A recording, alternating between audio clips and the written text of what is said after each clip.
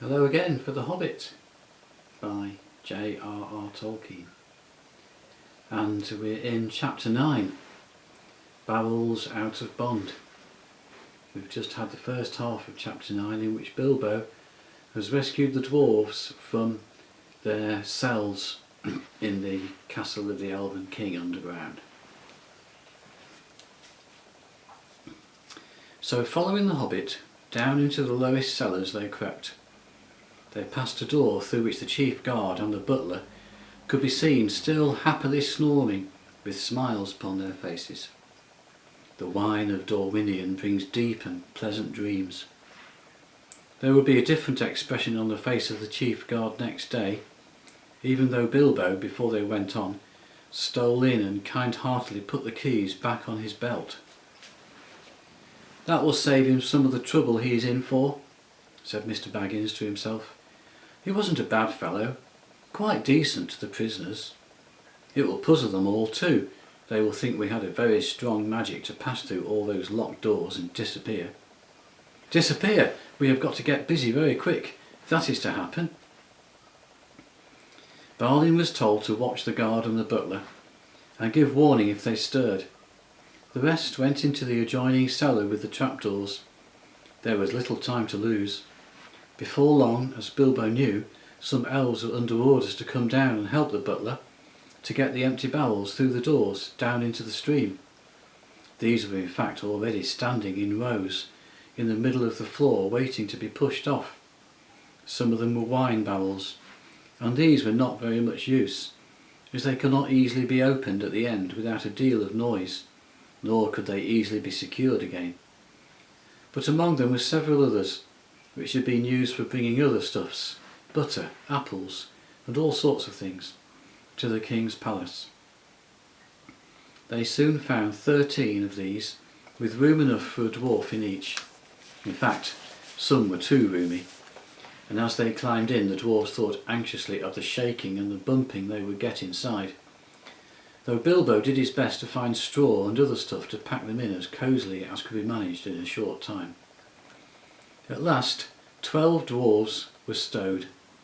Thorin had given a lot of trouble, and turned and twisted in his tub, and grumbled like a large dog in a small kennel, while Balin, who came last, made a great fuss about his air holes, and said he was stifling, even before his lid was on.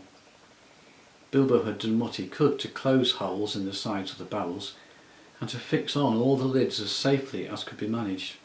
And now he was left alone again, running round, putting the finishing touches to the packing, and hoping against hope that his plan would come off.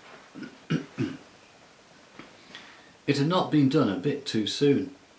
Only a minute or two after Balin's lid had been fitted, there came the sound of voices and the flicker of lights.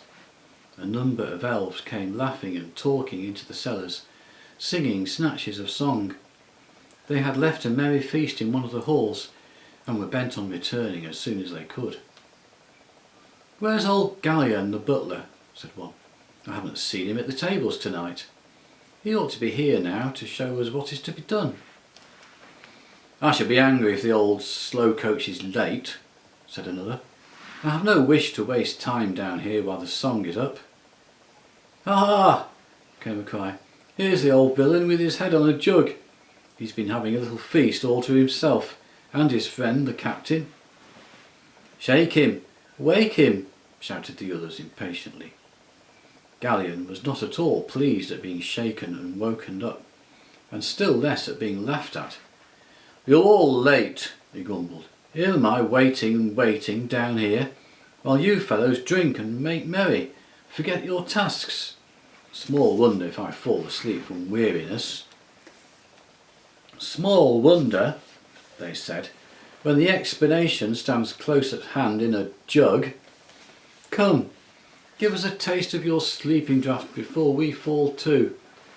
No need to wake the turnkey yonder, he had his share by the looks of it." Then they drank once round, and became mighty merry all of a sudden, but they did not lose their wits. "Save us, Gallion," cried some.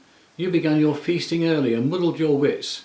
You have stacked some full casks here instead of empty ones. if there was anything in by going by the weight. "Get on with the work," growled the butler.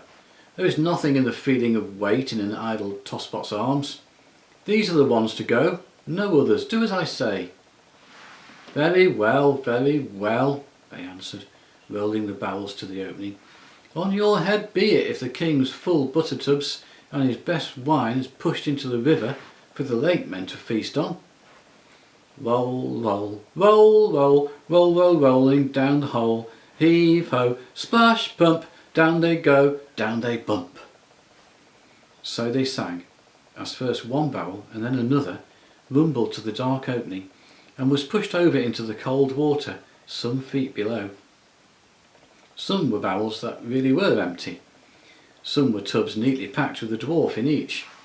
But down they all went, one after another, with many a clash and a bump, thudding on top of ones below, smacking into the water, jostling against the walls of the tunnel, knocking into one another and bobbing away down on the current.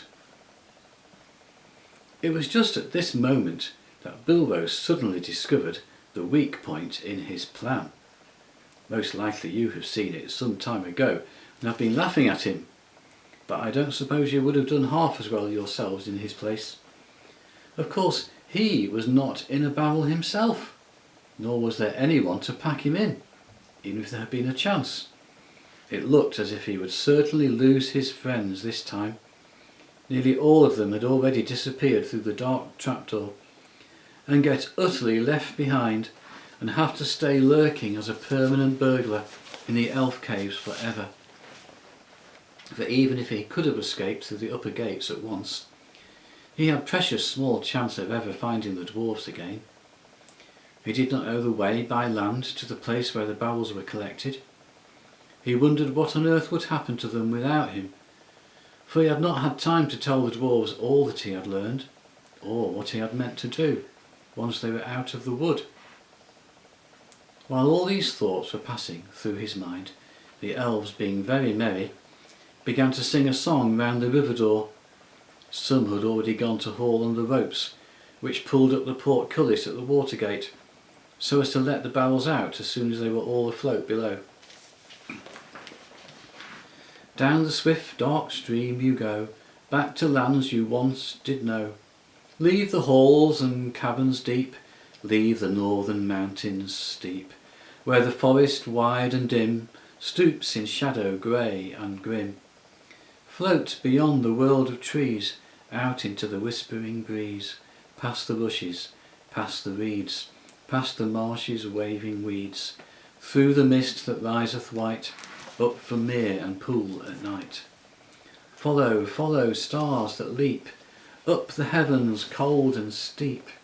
Turn when dawn comes over land, over rapid, over sand, south away and south away, seek the sunlight and the day, back to pasture, back to mead, where the kine and oxen feed, back to garden on the hills, where the berry swells and fills, under sunlight, under day. South away and south away, down the swift dark stream you go, back to lands you once did know. Now the very last barrel was being rolled to the doors. In despair, not knowing what else to do, poor little Bilbo caught hold of it and was pushed over the edge with it. Down into the water he fell, splash, into the cold dark water, with the barrel on top of him. He came up again, spluttering and clinging to the wood like a rat. But for all his efforts he could not scramble on top. Every time he tried, the barrel rolled round and ducked him under again. It was empty, and it floated light as a cork. Though his ears were full of water, he could hear the elves still singing in the cellar above. Then suddenly the trapdoors fell to with a boom, and their voices faded away.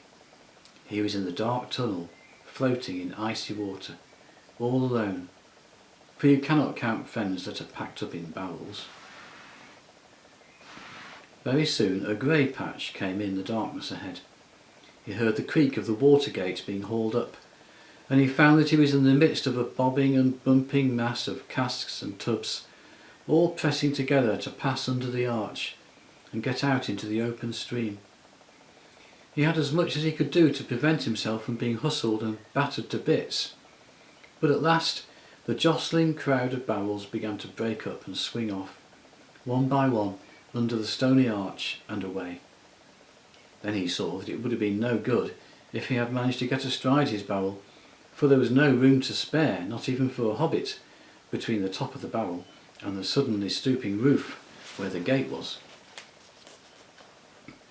Out they went, under the overhanging branches of the trees on either bank. Bilbo wondered what the dwarves were feeling, whether a lot of water was getting into their tubs. Some of those that bobbed along by him in the gloom seemed pretty low in the water, and he guessed that these were the ones with the dwarves inside. "I do hope I put the lids on tight enough," he thought. But before long he was worrying too much about himself to remember the dwarves. He managed to keep his head above the water, but he was shivering with cold, and he wondered if he would die of it before the luck turned, and how much longer he would be able to hang on, and whether he should risk the chance of letting go and swimming to the bank. The luck turned all right before long. The eddying current carried several barrels close ashore, and there for a while they stuck against some hidden root. Then Bilbo took the opportunity of scrambling up the side of his barrel while it was held steady against another. Up he crawled like a drowned rat and lay on the top, spread out to keep the balance as best he could. The breeze was cold, but better than the water, and he hoped he would not suddenly roll off again when they started off once more. Before long the barrels broke free again and turned and twisted off down the stream and out into the main current. Then he found it quite as difficult to stick on as he had feared. But he managed it somehow, though it was miserably uncomfortable. Luckily he was very light, and the barrel was a good big one, and being rather leaky had now shipped a small amount of water. All the same, it was like trying to ride, without bridle or stirrups, a round-bellied pony that was always thinking of rolling on the grass.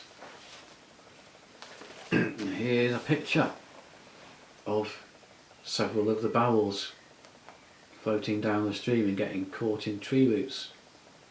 Maybe Bilbo's there, but we don't know because he's got his invisibility ring on.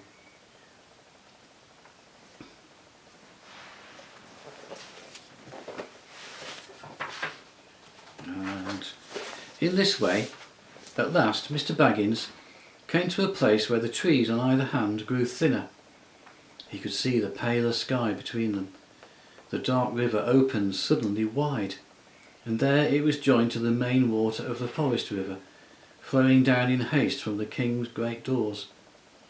There was a dim sheet of water no longer overshadowed, and on its sliding surface there were dancing and broken reflections of clouds and of stars. Then the hurrying water of the forest river swept all the company of casks and tubs away to the north bank, in which it had eaten out a wide bay. This had a shingly shore under hanging banks, and was walled at the eastern end by a little jutting cape of hard rock. On the shallow shore most of the barrels ran aground, though a few went on to bump against the stony pier. There were people on the lookout on the banks. They quickly poled and pushed all the barrels together into the shallows, and when they had counted them, they roped them together and left them until the morning. Poor dwarves!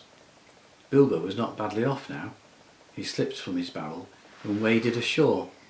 Then he sneaked along to some huts that he could see near the water's edge. He no longer thought twice about picking up a supper uninvited when he gets the chance. He had been obliged to do it for so long, and he knew now only too well what it was to be really hungry, not merely politely interested in the dainties of a well-filled larder. Also, he had caught a glimpse of a fire through the trees, and that appealed to him, with his dripping and ragged clothes clinging to him cold and clammy. There is no need to tell you much of his adventures that night, for now we are drawing near the end of the eastward journey and coming to the last and greatest adventure, so we must hurry on. Of course, helped by his magic ring, He got on very well at first, but he was given away in the end by his wet footsteps and the trail of drippings that he left wherever he went or sat, and also he began to snivel, and wherever he tried to hide he was found out by the terrific explosions of his suppressed sneezes. Very soon there was a fine commotion in the village by the riverside, but Bilbo escaped into the woods, carrying a loaf and a leather bottle of wine and a pie that did not belong to him. The rest of the night he had to pass wet as he was and far from a fire, but the bottle helped him to do that, and he actually dozed a little on some dry leaves, even though the year was getting late and the air was chilly. He woke again with a specially loud sneeze. It was already a grey morning, and there was a merry racket going on down by the river. They were making up a raft from the barrels, and the raft elves would soon be steering it down the stream to Lake Town. Bilbo sneezed again. He was no longer dripping, but he felt cold all over. He scrambled down as fast as his stiff legs would take him, and he managed just in time to get onto the mass of casks without being noticed in the general bustle. Luckily, there was no sun at the time to cast an awkward shadow, and for a mercy, he did not sneeze again for a good while. There was a mighty pushing of poles. The elves that were standing in the shallow water heaved and shoved. The barrels, now all lashed together, creaked and fretted. "This is a heavy load," some grumbled. "They float too deep. Some of these are never empty. If they had come ashore in the daylight we might have had a look inside," it said. "No time now," cried the raftman. "Shove off."